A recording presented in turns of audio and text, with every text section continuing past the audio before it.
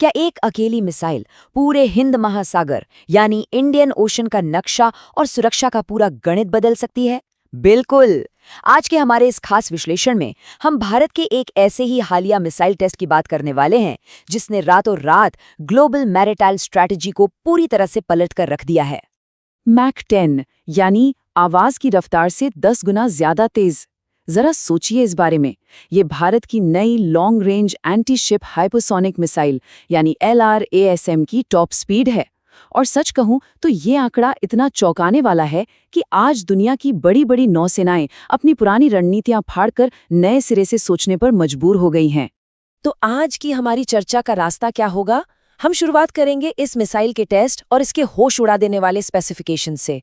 फिर हम समझेंगे कि A2AD बबल आखिर है क्या। इसके बाद हम देखेंगे कि इसका चीनी नौसेना और अमेरिकी पावर डायनेमिक्स पर क्या असर पड़ेगा, और आखिर में बात करेंगे ग्लोबल हाइपरसोनिक रेस की। चलिए बिना देरी किए सबसे पहले आते हैं इस हाइपरसोनिक मिसाइल टेस्ट की असल डिटेल्स पर। अब जरा इन आंकड़ों पर गौर कीजिए। पीक स्पीड मैक 10 और पूरी उड़ान के दौरान ये मिसाइल औसतन मैक 5 की रफ्तार बनाए रखती है। इसकी रेंज 1500 किलोमीटर से भी ज्यादा है। लेकिन पता है इसका सबसे खतरनाक फीचर क्या है? इसका लो एल्टीट्यूड ग्लाइड फेज। आसान भाषा में समझे तो ये रडार को चकमा देते हुए समंदर की सतह के बेहद करीब से उड़ती है। टारगेट चाहे एक जगह खड़ा हो या समंदर में फुल स्पीड से भाग रहा हो, जब तक दुश्मन के रडार से पकड़ेंगे ना, उनके पास बचने के लिए लिटरली सिर्फ कुछ ही सेकंड होंगे। तो क्रूशियल पॉइंट ये है कि बात सिर्फ इसकी रफ्तार की नहीं है, इससे भी बड़ा गेम चेंजर है इसका रणनीतिक असर, जो एक A2/AD सुरक्षा घेरा तैयार करता है। शायद आप सोच रहे हो कि ये एंटी एक्सेस या एरिया डिनाइल, शॉर्ट में A2/AD आखिर है क्या? तो देखिए, ये एक मिलिट्री स्ट्रैटेजी है जिसमें आप एक ऐसा नो गो जोन या अदृश्य बुलबुला बना देते हैं जहां दुश्मन सुरक्षित रूप से ऑपरेट कर ही नहीं सकता। और इस नई मिसाइल ने नॉर्दर्न इंडियन ओशन में बिल्कुल ऐसा ही एक विशालकाय बबल बना दिया है। आइए इसे असली जगहों से जोड़कर देखते हैं। मान लीजिए भारत इन मिसाइलों को गुजरात के तट पर तैनात कर देता है, तो 1500 किलोमीटर की ये रेंज सीधे स्ट्रेट ऑफ हॉर्मूज को कवर कर लेती है। ये वो चोक पॉइंट है जहां से दुनिया का सबसे ज्यादा तेल गुजरता है। मतलब वहां का पूरा कंट्रोल सीधे तौर पर इस घेरे में आ गया। और अब जरा पूरब की तरफ चलिए। अगर इसी मिसाइल को अंडमान आइलैंड से लॉन्च किया जाए तो स्ट्रेट ऑफ मलक्का पूरी तरह से भारत के रणनीतिक कंट्रोल में आ जाता है। आपको बता दें कि एशिया का सबसे ज्यादा व्यापार इसी रास्ते से होता है। अब दक्षिण की बात करते हैं। कन्याकुमारी से डिएगो गार्सिया की दूरी करीब 1800 किलोमीटर है। डिएगो गार्सिया एक बहुत बड़ा विदेशी मिलिट्री बेस है।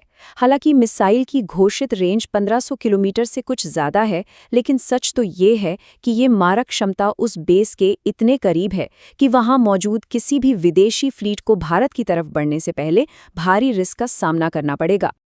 अब जब हमने इस विशाल सुरक्षा घेरे को समझ लिया है तो जियोपॉलिटिकल चेस बोर्ड पर चलते हैं। देखते हैं कि चीन के लिए इसके क्या मायने हैं। सोर्स के मुताबिक यह मिसाइल सीधे तौर पर चीनी नौसेना यानी PALN के लिए एक बहुत बड़ी चुनौती बन गई है। युद्ध की स्थिति में ये चीनी डिस्ट्रॉयर्स और बड़े जंगी जहाज़ों के लिए भारी तबाही का खतरा पैदा करती है। मलक्का स्ट्रेट अचानक से उनके लिए एक हाई रिस्क जोन बन जाता है। सीधी सी बात है, या तो चीनी नेवी को भारी नुकसान उठाने का रिस्क लेना होगा या फिर अपने लॉजिस्टिक्स और जहाज़ों को बहुत लंबे और असुरक्षित रास्तों से घुमाकर ले जाना होगा। और इसमें एक बहुत दिलचस्प बात भी छुपी है। अगर भविष्य में भारत इस सिस्टम को ग्रेट निकोबार आइलैंड्स पर तैनात कर दे तो ये डिनायल बबल और आगे खिसक जाएगा। मतलब भारत का ये सुरक्षा घेरा सीधे साउथ चाइना सी के एक बड़े हिस्से तक पहुंच जाएगा, जो पूरे इलाके का शक्ति संतुलन ही पलट कर रख देगा। लेकिन बात सिर्फ चीन की नहीं है। अब जरा एक और ग्लोबल पावर यानी अमेरिका के नेवल पावर डायनामिक्स पर इसके असर को देखते हैं। देखिए, अमेरिका की ग्लोबल ताकत का एक बहुत बड़ा हिस्सा उनके कैरियर स्ट्राइक ग्रुप्स यानी CSGs पर निर्भर करता है। प्रभावी एयर ऑपरेशंस करने के लिए इन विशाल विमान वाहक जहाज़ों को टारगेट के कम से कम आधे हजार से 1500 किलोमीटर के दायरे में आना ही पड़ता है। और यहीं पर इस मिसाइल का सटीक गणित सारा खेल बिगाड़ देता है। LRSM की 1500 किलोमीटर से ज्यादा की रेंज अमेरिकन कैरियर्स को उनकी ऑपरेशनल पहुंच से ही बाहर धकेल देती है, जिससे उनके लिए बेखौफ हवाई हमले करना अब लगभग नामुमकिन सा हो गया है। इसे इतिहास के नज़रिए से देखें तो बात और साफ हो जाती है। याद है 1971 के युद्ध में क्या हुआ था, जब एक विदेशी नौसेना ने बिना किसी रोक टोक के भारतीय तटों की ओर बढ़ने की कोशिश की थी। पर आज की हकीकत बिल्कुल अलग है। आज भारत के पास ये 1500 किलोमीटर का अभेद्य हाइपरसोनिक घेरा है। अब किसी भी तरह की नेवल ब्लॉकेड या नाकाबंदी की कोशिश वहीं के वहीं न्यूट्रलाइज हो जाएगी।